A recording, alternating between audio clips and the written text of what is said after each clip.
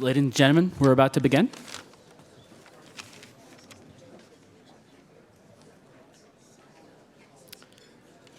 Good morning, everybody. My name is Kedar Pavgi. I'm the digital editor of Defense One, and I'm a 2015 Aspen Securities Forum Scholar. I have the distinct privilege of introducing our next session, Chinese Assertiveness in the South China Sea, a harbinger of things to come.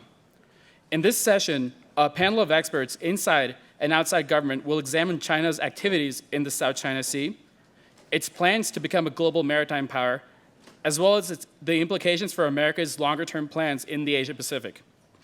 Moderating this session is Massimo Calabresi. Massimo is Deputy Washington Bureau Chief and Senior Correspondent for Time magazine. He joined the Washington Bureau of Time in 1999 and has covered the CIA, the US Department of State, Justice, Treasury, Congress, and the White House. He covered the wars in Bosnia, Kosovo, and Croatia as Time's Central European Bureau Chief from 1995 to 1999, and the collapse of the Soviet Union as a freelancer in Moscow in 1991. And with that, I hand the stage over to you, Massimo. Thank you very much, Kedar. Thank you. And thank you to Clark and Walter for convening once again what is really an extraordinary discussion of homeland and national security. We're fortunate today to have an extraordinary panel of experts on the South China Sea. Admiral Harry Harris is the new commander of the Pacific Command. A quick look at his academic and service resume in your booklets will, including his combat experience, will give you a sense of just how qualified he is to lead a US military force that is responsible for almost half the globe, from the coast of California to the Indian Ocean and the Antarctic down to the, up to the Arctic. Bonnie Glaser is an expert on China security at CSIS and a consultant to the US government on East Asia. And Gordon Chang is a widely published, prolific author on East Asian security issues. He's been published in the New York Times, the Wall Street Journal, and a number of other places. So it's not an exaggeration to say that in decades to come, no national security issue will determine how as many people live, including as many Americans live around the world, as the US-China strategic relationship. And no test of that relationship is more pressing right now than the rising confrontation in the South China Sea. So it's a very apt subject for this conference. A little background on it, just to make sure we're all sort of starting from the same point. $5 trillion worth of trade passes through the South China Sea every year. $1.2 trillion of US trade passes through it. 50% of the world's oil travels through the South China Sea. It's 1.4 million miles with hundreds of features, land features, some submerged, a few islands, lots of uninhabited rocks. The People's Republic of China inherited from the Kuomintang government a massive claim to the South China Sea, defined by what was traditionally known as a 9-dash line that ran down the coast of Vietnam, along the northern coast of Borneo, where Malaysia and Brunei have their territory, up the coast of Philippine Islands, and then to the east of Taiwan.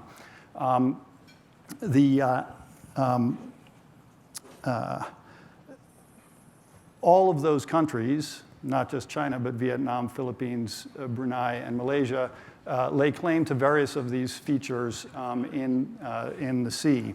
Since 2012, things have heated up there. China has effectively taken over some of the features, including territory close to some of these other countries. It has harassed US and regional vessels.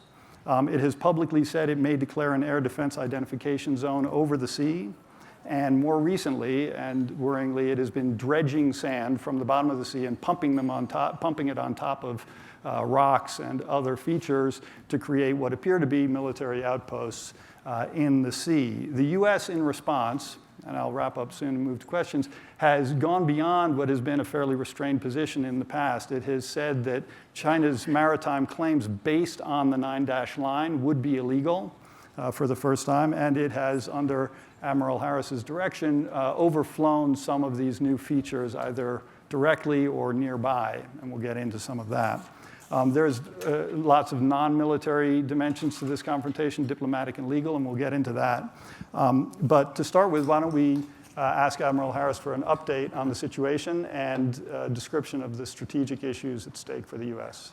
Thanks very much, and thanks everybody for the opportunity to speak today. I was asked to give 4 or 5 minutes of prepared remarks to sort of set the stage for your questions as a point of departure for those questions. So I'll go through that right now, and that should give you a good idea of where we stand. So let me begin by thanking the Aspen Institute for continuing these security forums. Events such as these do offer a rare opportunity to have a robust dialogue on significant challenges and opportunities around the world. So thanks for inviting me to participate in this forum, and I'm honored to be up here on the podium with the distinguished participants that are to my left. So I'm impressed with all that Aspen does. I completed the Aspen seminar earlier this year, and I was enriched by that process. And as much as I'd like to talk about Antigone and Billy Budd and Omelas, instead I'm going to continue to talk about the world events that affect all of us in the South China Sea. So I believe this particular topic is one that until recently hasn't received enough global attention. So thanks for giving all of us up here the opportunity to raise awareness on the issue. So before discussing the specific actions that China has undertaken in the South China Sea, I'd like to start off with my perspective on why it's important and why the everyday American citizen should care about the issue. To the American public, this land reclamation by China may seem like a strange endeavor in a faraway place and a minor concern to the United States. However, I believe that China's actions to enforce its claims within the South China Sea could have far-reaching consequences for our own security and economy by disrupting the international rules and norms that have supported the global community for decades. We must address this even here in Colorado. Each year, as was said, over $5 trillion in global sea-based trade relies on unimpeded sea lanes through the South China Sea. The Strait of Malacca alone sees over 25% of oil shipments and over 50% of all natural gas transits each day. This is made possible through the regional countries, their adherence to long-standing customary international law, which protects freedom of navigation. Southeast Asian countries have been able to manage the resources within the waters adjacent to their countries because of internationally accepted definitions for territorial seas and exclusive economic zones. International recognition and protection of freedom of navigation are fundamental to the global economy and our way of life here in the United States. Unilateral attempts by any nation to disrupt that freedom of navigation place the international system and global economy at risk. The South China Sea is front and center in the tug-of-war between the majority of regional nations that want to maintain the status quo and China that wants to change it to suit its narrow self-interests. That's why Deputy Secretary of State Blinken recently compared the aggressive actions of China in the South China Sea to Russia's actions in the Crimea. Both demonstrate a desire by individual actors to change the status quo. Most countries choose to pursue diplomatic means to address their disputes. China, on the other hand, is changing the status quo in the region through aggressive, coercive island building without meaningful diplomatic efforts toward dispute resolution or arbitration. China is changing facts on the ground, literally, essentially creating false sovereignty by building man-made islands on top of coral reefs, rocks, and shoals. In so doing, China's actions are destroying the surrounding underwater environment, and that severe environmental impact is one aspect of China's land reclamation that I don't believe has received enough attention because protecting our fragile environment is a global responsibility. But don't believe me, after all, I barely graduated from the Naval Academy and I fly airplanes. Instead, believe University of Miami marine biologist John McManus, who has said that China's building of man-made islands on top of coral reefs and shoals has led to, quote, the most rapid rate of permanent loss of coral reef area in human history, unquote. We now know that the oceans are not, as marine biologist Dr. Sylvia Earle writes, too big to fail. The oceans require the same kind of stewardship that we now apply to our vulnerable rainforests, grasslands, and wetlands. At the same time that our president is designating an additional 490,000 square miles as a marine sanctuary in the Pacific, China's destructive activities will result in a permanent loss of coral reef in one of the most important reef systems in the same Pacific. While Vietnam, Malaysia, and the Philippines and Taiwan have also conducted land reclamation in the South China Sea, their total, which is about 100 acres in 45 years, is dwarfed by the size, scale, and scope of China's activities, which is almost 3,000 acres in the last 18 months. So on the one hand, you've got 18 months and 3,000 acres of land reclamation by one country, and on the other hand, you have 100 acres in 45 years by 4 countries, a dramatic and significant difference. To give you a visual, Sports Authority Field at Mile High Stadium up in Denver takes up about 20 acres. China in the past 18 months has piled enough sand on top of those fragile coral reefs and shoals to build almost 150 stadiums. You can't claim to care about the environment here in Colorado when you engage in that kind of wanton destruction there in the South China Sea in those sensitive areas. But besides inflicting severe environmental damage, those activities also threaten the shared principles that have ensured security and prosperity in the region for decades. Secretary of Defense Carter stated last month at the Shangri-La Dialogue in Singapore that China is out of step with both the international rules and norms that underscore the Asia-Pacific security architecture and the regional consensus that favors diplomacy and opposes coercion.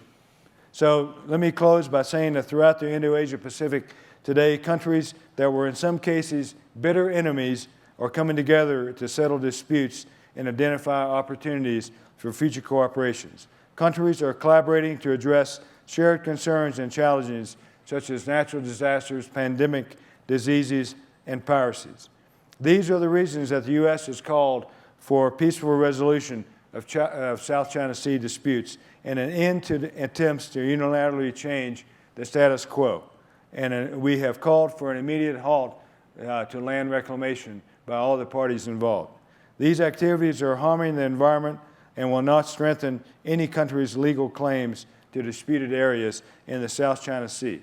We call on China to use the mechanisms of international dispute resolution in good faith and to abide by those decisions as so many of its regional neighbors have already done. China has in the past accused the U.S. of pursuing international hegemony and adopting a Cold War mentality toward China. Nothing could be further from the truth. It's China's actions that are inducing the South China Sea neighbors to build stronger relationships with each other and the U.S., driven not by a sudden U.S. effort to increase stability and security within the region, but by China's conspicuous failure to do so. So thanks very much, and I look forward to your questions. Thank you very much for those.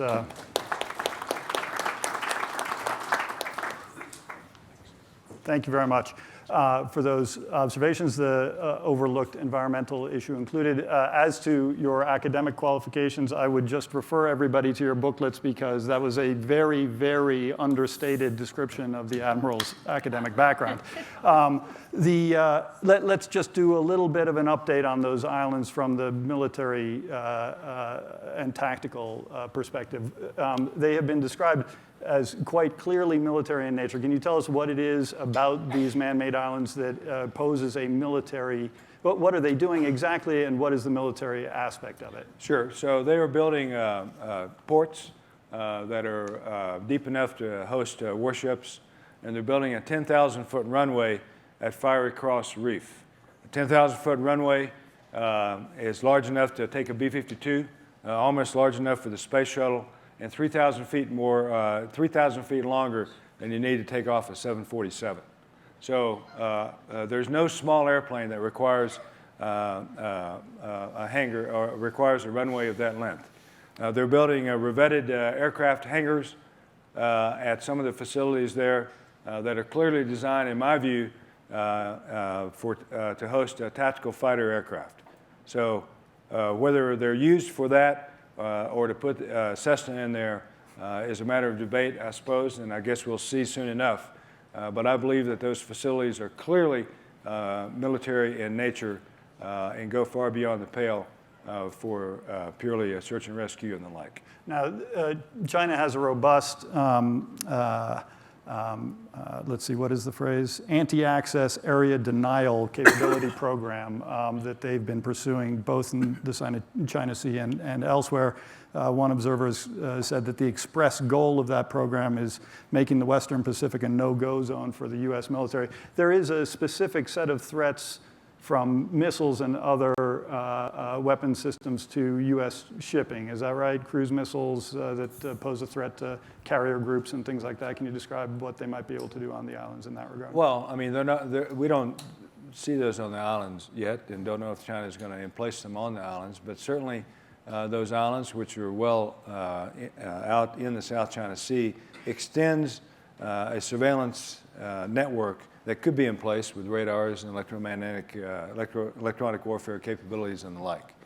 And so I think those islands, given the capability that we have, are clearly and easily targets in any combat scenario against China. But they're also easily seen as forward operating posts in any combat scenario China might have with any other country out there. So it's not just us. We have treaty obligations with many of the countries in the Pacific, and we take those obligations seriously. And so any increase in capability like that in that area is cause for concern for someone who's paid by you all to think about forward defense and defense of our nation in the forward areas. So before I go to the view from China and the view from the other countries in the region, let me just offer a question from the opposite or devil's advocate side. So when the U.S. wanted a platform for the projection of power in that part of the world, we went to the Brits and offered them a cut-rate deal on Trident missiles in exchange for a lease on Diego Garcia for 100 years. They promptly packed up the native Chagosians from Diego Garcia and shipped them off. We paved the place, and we've been using it to great effect ever since. Who are we, setting aside even the fact that we're not a signatory to the UN Law of the Seas Convention, who are we to lecture China on what they should do in that part of the world strategically, given that they're a rising power? Well, for one thing, we asked the British, and it was an agreement between Britain and the United States. And I'm not aware of China asking Vietnam or Malaysia or Taiwan or Thailand or Indonesia, or not Indonesia, not a claimant, or Brunei if they have a concern about China reclaiming the lands that are claimed by any of those countries, not all of them for all of the lands, but certainly all of them for some of the lands. They're all in dispute. And I think that alone speaks for a difference between China's activities in the South China Sea and what we did during the Cold War with Britain and Diego Garcia. Okay. Very much want to see what the perspective from Beijing is. Bonnie, can you address what you think, to the best that we can determine, the strategic goals for China are in what they're doing in the South China Sea? Sure. Well, let me thank the Aspen Institute for having me. And so I'm now in the awkward position of defending China's position, which I will try to do, although I think I'd rather be in Admiral Harris's chair. The Chinese, first, I think it should be said, see themselves as catching up. They're latecomers to this game of the South China Sea. All of the claimants came earlier. And in the Spratlys in particular, there's really three different island groups. The Spratlys is the farthest from China, the southernmost.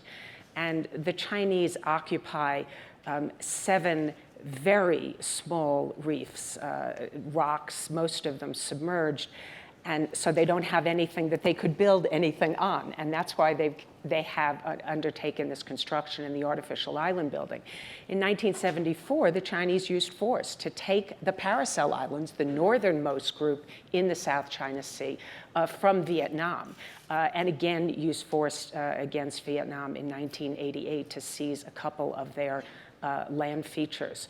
So first and foremost, the Chinese see themselves as a latecomer. And they view the U.S. strategy of rebalance to Asia as essentially aimed at containing China.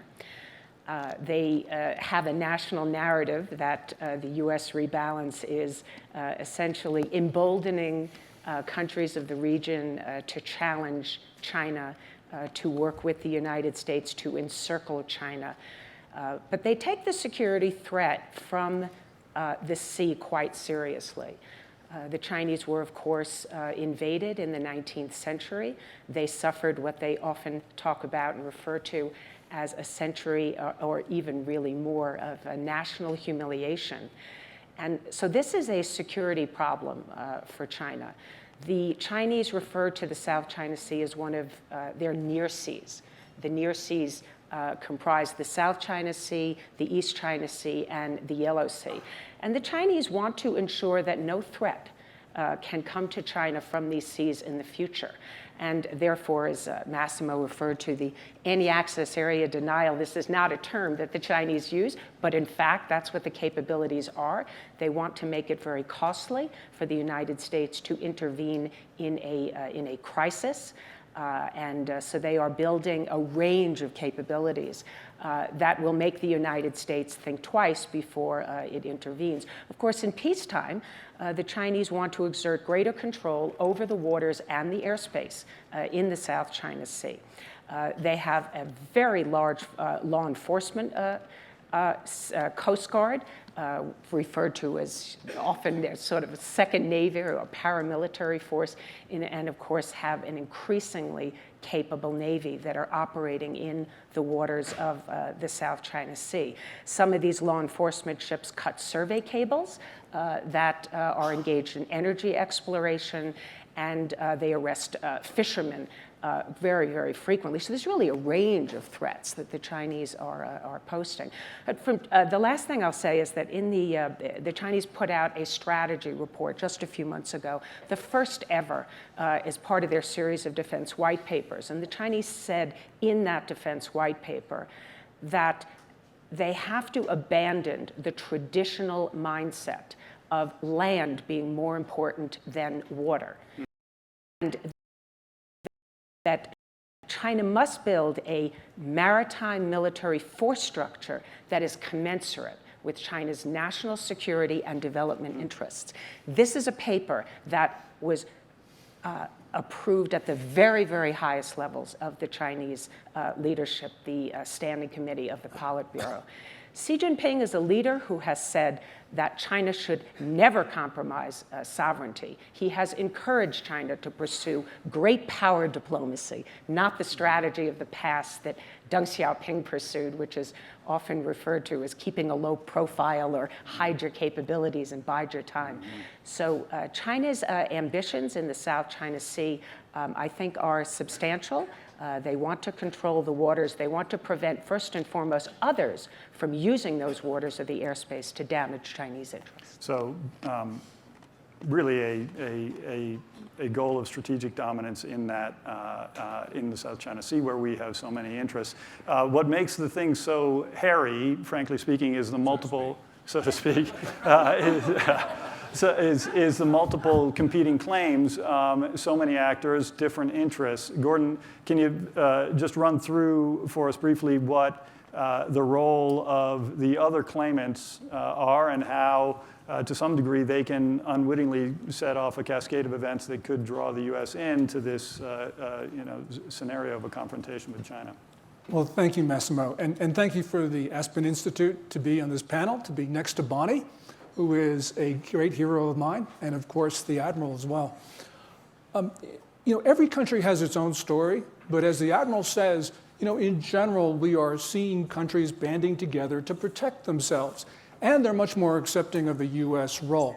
And this is true not only of countries that have typically been skeptical of the Chinese, like the Vietnamese, but also countries that have been trying to accommodate Beijing, such as Malaysia.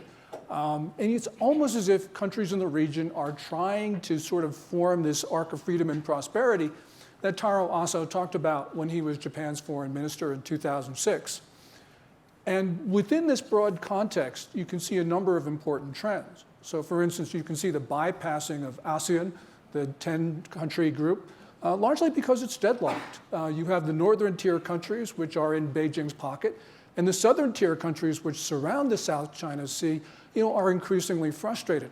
But I think really the most interesting development is that you see India and Japan, which are not South China Sea countries, expressing a keen interest in that body of water. So for instance, Indian Prime Minister Narendra Modi, who's now taking his look east policy into an act east policy. And also, there have been these Indian declarations of it's an Indian national interest to have freedom of navigation in the South China Sea. And of course, you have the Japanese. Last month, they flew one of their P-3s from a Philippine island around Reed Bank, which is claimed by both Manila and Beijing. And if the symbolism weren't clear enough, you had Philippine military personnel on board that plane. So what we have right now, I think, is China building a coalition against itself. And this is going to continue because I don't think Beijing can maintain good relations with its neighbors and with the United States, at least over the long term. And one of the reasons is I don't see a rising China. I see a country in distress, which has passed certain critical inflection points and is on a long downward slide. And we can see this from the news of the last week with its economy, which is not growing at the 7% that they claim, but more like 1 or 2 if it's growing at all. They're heading toward an historic debt crisis. And money is coming out of the country at unprecedented rates, $800 billion in the last 12 months, according to a recent count. You have political system stress, a lot of infighting. You have military commanders who have been aggravated by Xi Jinping, who Bonnie just talked about. And clearly with this fracturing, the military is, and sometimes not acting pursuant to orders of Xi Jinping, sometimes disobeying him. So while we talk about the China as an institution, I don't think we really can do that. I think we should be looking at factions, groups, circles, cliques, gangs inside the Communist Party and realizing that China is on a downward path. And certainly it's going to continue to roil the region in ways that we can't predict and in ways which will probably put our forces at risk. A matter of debate, an excellent overview, and to the extent we can, getting into the different factions in China, I think is probably very important because China has shown over time a variety of approaches to conflict in the South China Sea and the East China Sea, some diplomatic, some military, and obviously there are multiple voices there. But as a practical matter for now, given that we face what is clearly a confrontational escalation by China in the South China Sea, what are the specific things, Admiral, that we can and should do and should consider to ensure core U.S. interests, including freedom of navigation? And just to put as fine a point on it as possible, should the U.S. pursue freedom of navigation patrols within 12 miles of these man-made islands? So let me begin by explaining that it is U.S. policy to afford a 12-mile limit around all of the islands that are in the South China Sea. And it's been a long-standing policy, not because they're occupied by China or built up by China, but just in general. Specifically the islands, which are different sort of... Islands and reef formations. I see. And so that's our policy, and I'm not going to address whether we should or should not change that policy. But I will say that some of the things that we can do and that we are doing is we continue to insist on freedom of navigation throughout the South China Sea. In the East China Sea, China emplaced an ADIZ, or Air Defense Identification Zone, last year. And we continue to fly through the ADIZ, and we continue to operate ships under the ADIZ. In other words, we continue to ignore the ADIZ, and we must continue to do that and insist on our freedom of navigation both in the air and the sea. We encourage our friends, partners, and allies in the South China Sea region and Southeast Asia to insist in their relationships with China that China follows international rules and norms, which we feel China is not. And we continue to pursue our relationships with each of those countries, whether they're treaty relationships or whether they're relationships built on strategic partnerships and the like. We're emboldened by the effort that India is making, not only with us, but with Japan, as Gordon talked about. The look east to act east policy is encouraging.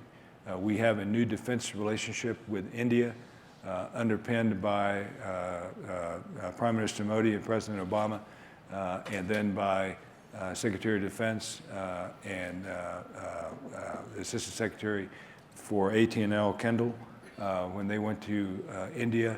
And now we have a DTTI, Defense Technology Initiative with India, which is very exciting, quite frankly. We're seeing countries that in the past were leaders of the non-aligned movement now moving toward accepting U.S. forces on their territory and giving us places from which to operate. We're seeing the Philippines reached an agreement with us called the EDCA, the Enhanced Defense Cooperation Agreement, which gives us access to Philippine bases, not U.S. bases, but Philippine bases.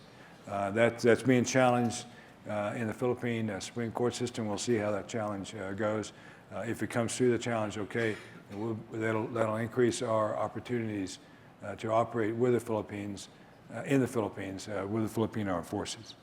So, but just to be clear, there is an ongoing debate in the administration at the highest levels over how to respond tactically here. Is that correct? I would suggest you ask those people in the highest levels. You are very much a member of the debate, I'm told. I'm a member of the circle in which I debate.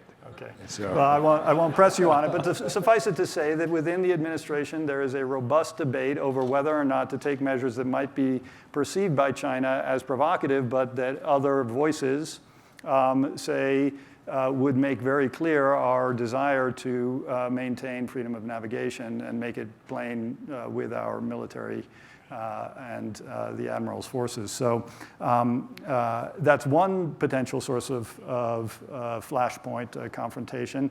Can you just run down very briefly, are we on the hook with any of the smaller nations there with regard to our commitments should they get into a fight with China? We have this agreement you referred to with the Philippines. Obviously, our relationship with Vietnam is different, and Malaysia different still. So I'll just try to skirt the question a little bit by saying that we have the United States has 7 treaties, and 5 of those are with bilateral countries, individual countries in the Pacific.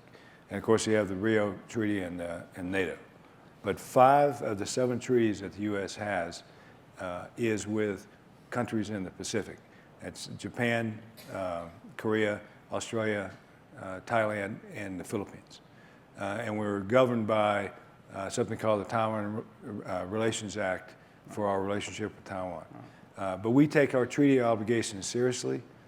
We understand the obligations that the United States has under those treaties, and we'll follow them to the letter. One of the outcomes of China's recent behavior, I think an unintended outcome on the part of China was their activity last year when they put in place the East China Sea Air Defense Identification Zone I talked about. One of the outcomes was was Secretary Hagel's, then Secretary of Defense Hagel's, unequivocal statement that the Senkakus fall under the U.S.-Japan Mutual Security Treaty. Mm-hmm. While we don't take a position on the sovereignty claims on the Senkakus, Secretary Hagel was clear that we would defend the Senkakus just as we would defend Tokyo.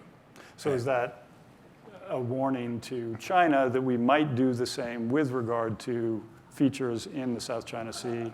I think it's simply a statement. Okay, thanks. I want to pour a little bit of cold water on the idea of this regional network of alliances that's rising up to meet China. We're talking about a very fractious set of countries there, which have their own disputes with each other. ASEAN is not NATO. Bonnie, can you address a little bit the fractiousness and how much we can really look to a united response there, and how much they're in fact looking to us instead to lead the charge? Well, I think it's important to emphasize, as both Gordon and the Admiral have, some of the pushback from the region. There are growing anxieties about China.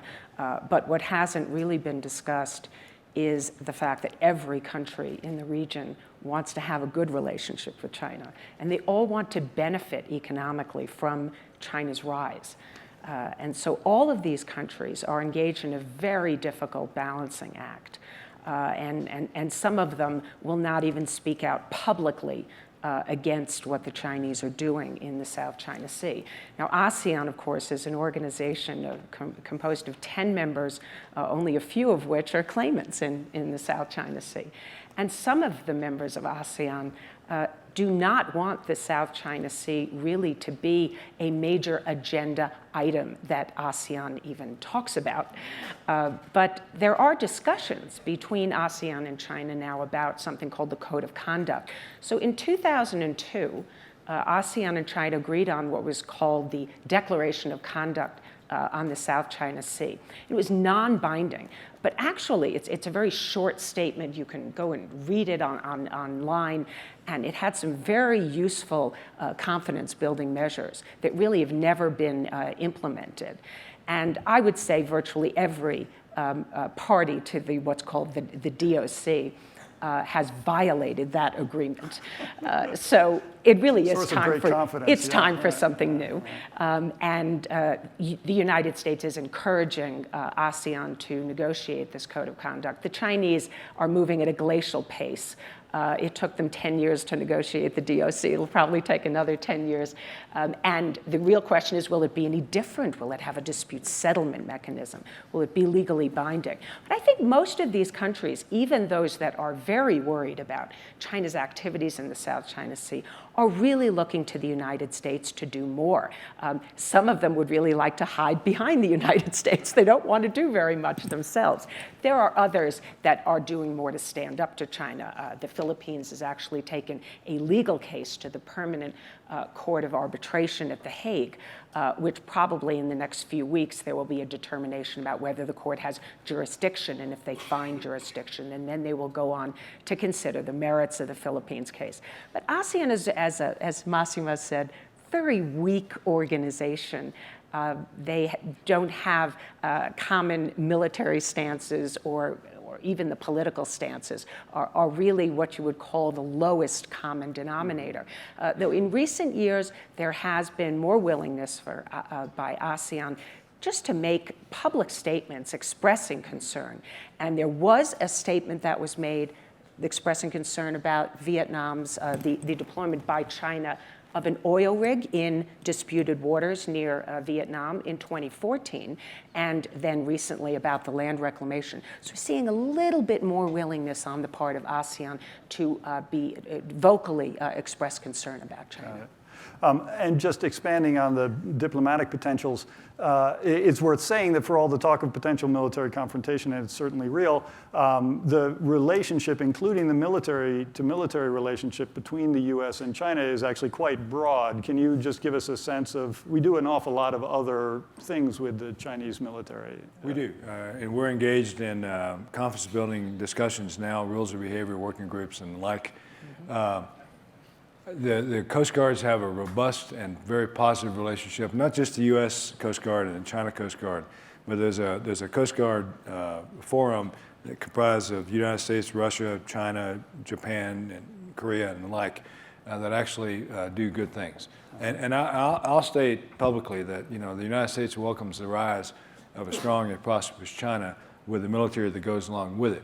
But we caveat that by saying I'll caveat it by saying that we want a China that rises, that also follows international rules and norms. And I believe that their activities in the South China Sea exceed that. Lastly, for all of you, before we turn to the audience for questions, really what I want to know from each of you is what you think the danger, the likelihood, the odds, the risk of a military confrontation between the U.S. and China are. I know it's hard to put a number on it, but really that's what people want to know is how great is the danger of getting drawn in? And then just in the short term, President Xi is visiting the U.S. in September. Presumably that has a dampening effect on the confrontation. Can we at least rely on a few months grace period before we have to worry about something boiling over? You want to start, Gordon, on the likelihood of a confrontation? Well, Enoch Powell said that history is littered with wars that everyone knew would never happen. And this perhaps is one of those cases. And I think the real problem is, of course the United States and of course every country in the region wants better relations with Beijing. But the issue is Beijing going to want better relations with us? And clearly when you have, for instance, Xi Jinping, who is a well-quoted, often quoted academic at Renmin University saying China cannot be deterred. It can make tactical retreats, but in the long term, it can't be deterred, largely because of what Xi Jinping wants to do, and also because of turbulence in the Chinese political system. So that has got to make us very concerned.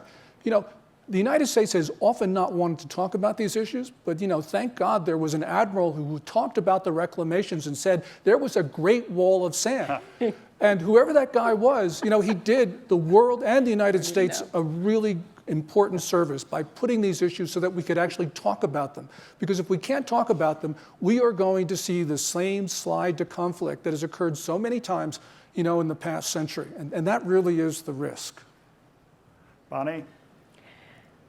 China does not want a war with the United States. And if you look at China's strategy in the South China Sea, it is one of salami slicing, incrementally taking steps, testing the waters, seeing the reactions of other powers, including the United States, and then seeing if they can get away with it. Then they move on with other steps.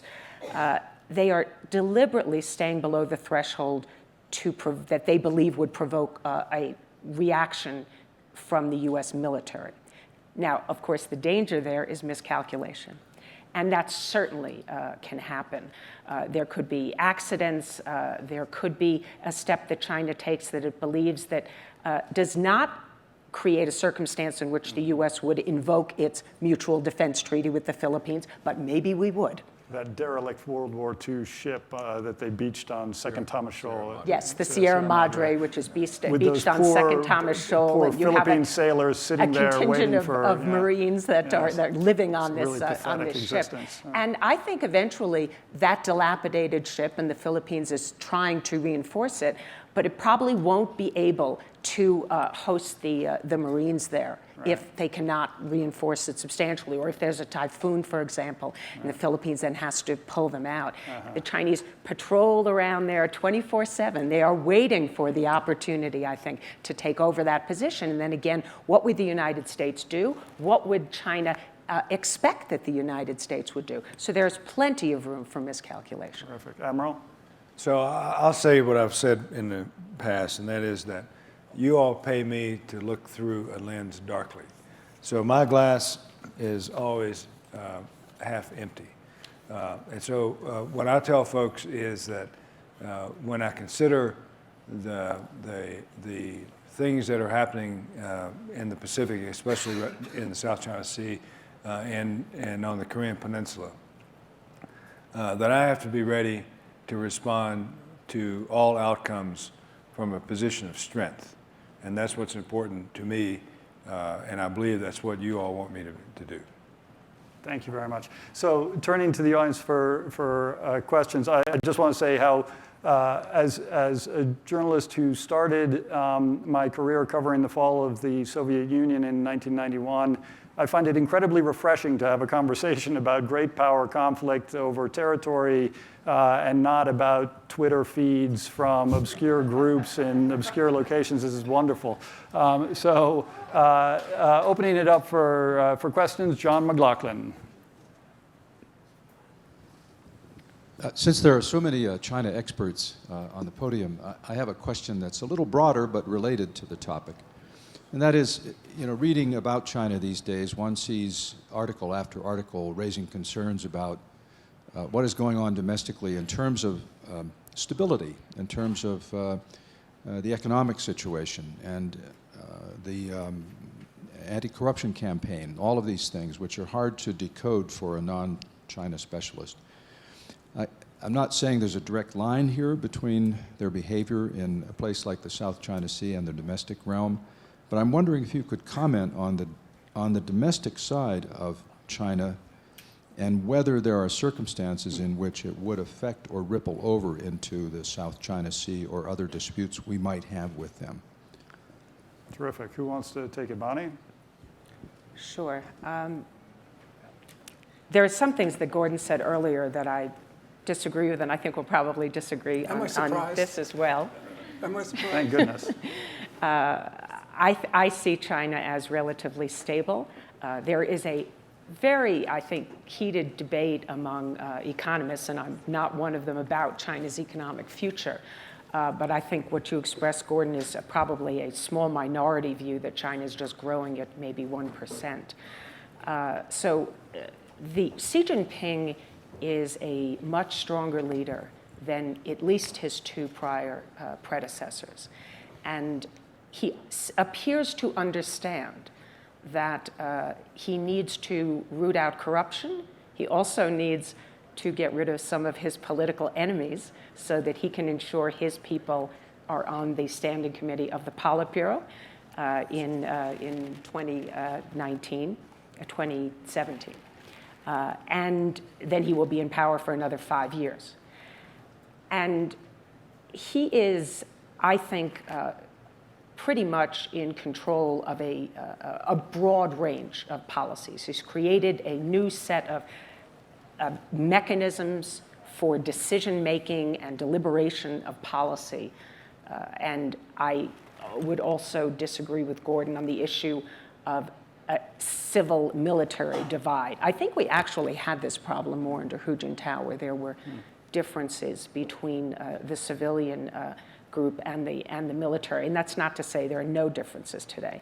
But there is greater coordination, particularly in maritime areas, than we have ever seen in the Chinese government. So she bringing things together. Gordon?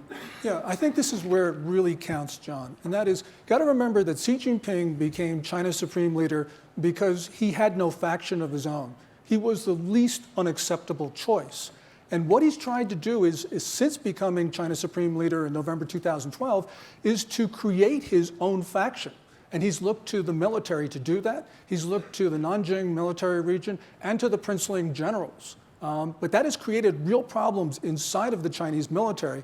And in September 2014, we actually saw local commanders clearly disobey his orders during his goodwill trip to New Delhi. So I think the problem is that Chinese military leaders now realize that Xi Jinping depends upon them as much as they depend upon him, which means that you're starting to see assertion on flag officers doing things which I think trouble all of us, and especially the Admiral, who has to deal with it day by day. But the point here is that you could have a situation that we saw in the 1930s in Japan, where you have the officer corps driving external policies. But the difference between Japan in 1930s and China today is that the Chinese military, I think, is fractured. Okay. And because of that, you could have all sorts of untoward results. All of this reminds me that we have sitting here the man who reads the intelligence reports daily, probably on the political scene in China. What are you seeing in terms of stability and unity of response? Well, I view China as a strong nation that has a view toward where it needs to go. I'm often asked, what about North Korea? What about China? And I tell people that I'm fairly confident, almost with assurity, that China won't attack the United States tonight, that our intelligence is good, and they are a mature rational nation. North Korea, on the other hand, I'm not so sure about. So I can't be that assured about North Korea. So we have to have a readiness posture that looks at all possibilities with the readiness to fight tonight with North Korea. Gotcha. But I think that China is a rational actor, certainly today. Internal and political pressures, nevertheless, capable of driving a confrontation. Right. Yeah. Right. Okay. Let's see. Here in the front with the red and white shirt. Thanks.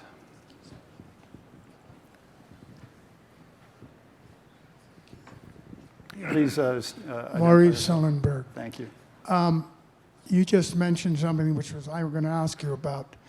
The efficacy or non-efficacy of the China relationship with North Korea and the impact that may or may not have on us. Well, I'll start the discussion and pass it on to my colleagues up here. I think that in the past, China has had a certain amount of influence over North Korea's actions, and I think that amount is decreased today. So they have less influence over North Korea. So North Korea becomes a more independent actor when you're talking dependence and independence on China. And that is an area that causes me great concern, because I'm not sure who out there on the planet can influence North Korea in a rational way, or more precisely, in a way that we view as rational. Well, let me get Gordon on that, because I know you've written on North Korea. Are we in danger of a North Korean breakout from the influence of China here? Yeah, I actually think that that's a real possibility. And many of the things I share what the Admiral has said.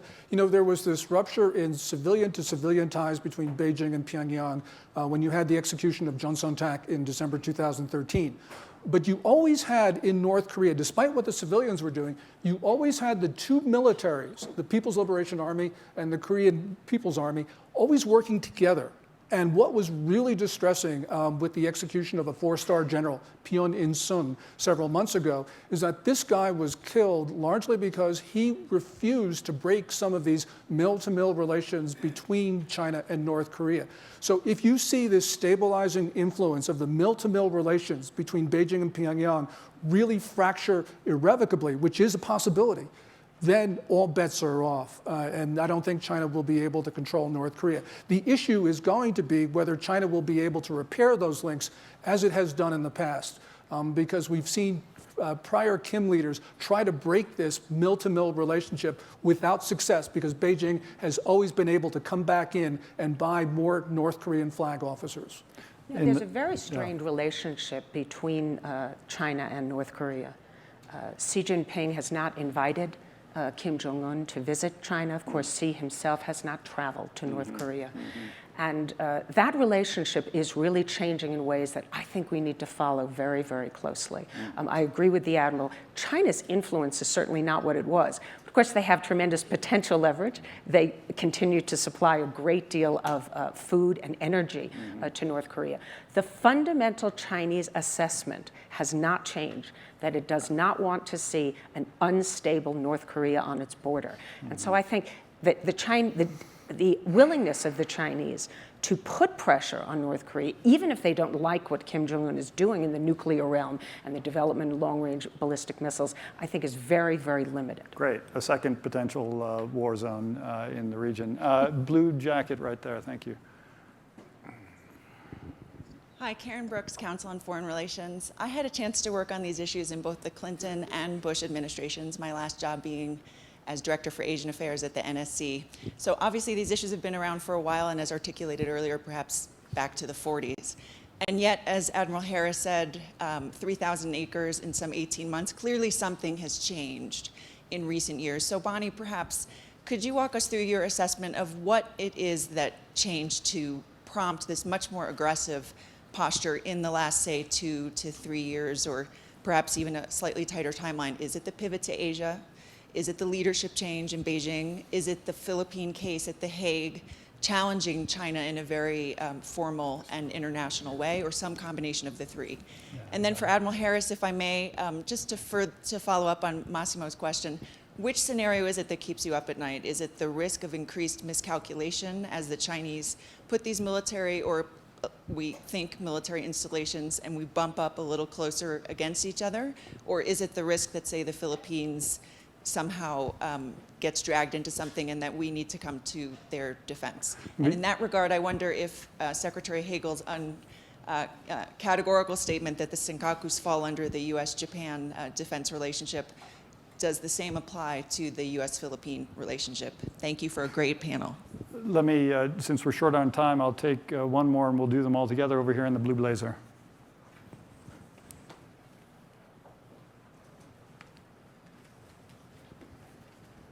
Yeah, Guy Swan from the Association of the U.S. Army. My question is for the Admiral.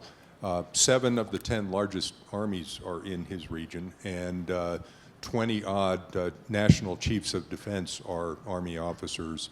I'd just like to know what his vision is for the use of U.S. land forces in the region, specifically Army, Marines, and Special Operatives. It's a good question. I'll just add to that because there has been the suggestion that we could post Army personnel on some features, not necessarily within the Kowtown U-shaped 9-dash line, but at least up along it. I think we're going to have to end the questions there. So why don't we start with that use of the Army? Is there a role for that? Okay. Yeah. So I'll try to answer the use of the Army, and then I'll quickly answer what keeps me up at night, and then I'll move on to some answers. So, Guy, thanks for the question. Huge opportunity and reliance, huge opportunity for the Army and reliance by me on land forces. You know, if we came to a combat scenario someplace, you know, in order to keep land, you need troops, and in order to advance effectively, you need land forces. So I'm a believer in that. I think part of the rebalance has been the effort by the Army to increase the responsibility of the U.S. Army Pacific Commander. So we went from a 3-star commander to a 4-star commander now.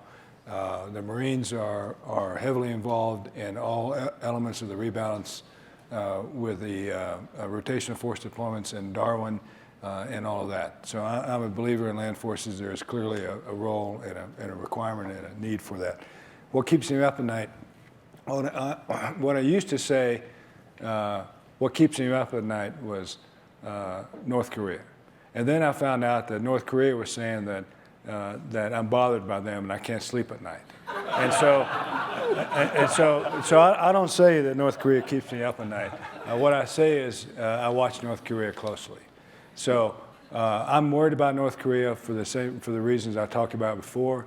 You know, they're unpredictable. They have a leader that's completely unpredictable, completely ruthless, and completely in command of his country and his military. He's on a quest for nuclear weapons and the means to deliver them intercontinentally. That should keep us all up at night. All right? I worry about miscalculation. I worry about young men and women who are in command of these small ships, these small Coast Guard ships, small patrol ships, and fishing boats that are out there trying to do the right thing for their country, for themselves and their families, and they get into some dispute with their relations with another country out there in the South China Sea and the East China Sea. And those disputes could then bring into play military forces, which could then trigger treaty obligations that we have. So I worry about that, and I think we all ought to be mindful of that. Gordon, let me start with you on why the change. We're tight on time, and then I'll go to Bonnie on why the change, why the increasingly aggressive posture since 2012 out of China. Well, first of all, besides the domestic concerns, I think that China has seen that the United States, in many instances, was not willing to challenge it. So, for instance, in early 2012, we allowed the Chinese to take over Scarborough Shoal, which was a clear act of aggression, and there was no response from the United States. And until we have, a new PACOM commander, I was very concerned about the attitudes in the Navy, which tried to accommodate China to such an extent that I think the Chinese misread it. We were trying to communicate goodwill. They saw a weakness and a flabbiness, and so therefore they pushed further. Bonnie? And this is going to be the dynamic going forward. Just quickly in closing, why the change and what does it portend? Right, it's such a great question, Karen. And of course, even though we focused today on what's happened in just the last few years, you really have to go back to 2009, 2010, which is when the Chinese really started getting more assertive. And Secretary Clinton at the time did have to lay out our interests in the South China Sea when she attended the ASEAN Regional Forum. I think that China, as its power has grown, believes it has to right the wrongs of the past. So its time has come, and importantly, it now has capabilities that it can use to actually defend and advance its interests. Up until the last 5 years, the Chinese really didn't have these capabilities. I wouldn't disagree with Gordon that there is an assessment in China that the Obama administration is limited as to what it will do in pushing back against China. The Chinese, like other countries in the world, have looked at what the US has done or not done in Syria, Ukraine, elsewhere, and they have drawn conclusions. And I think that they believe that they can get away with quite a bit in the South China Sea in particular. Thank you for a great discussion. Again, a great panel.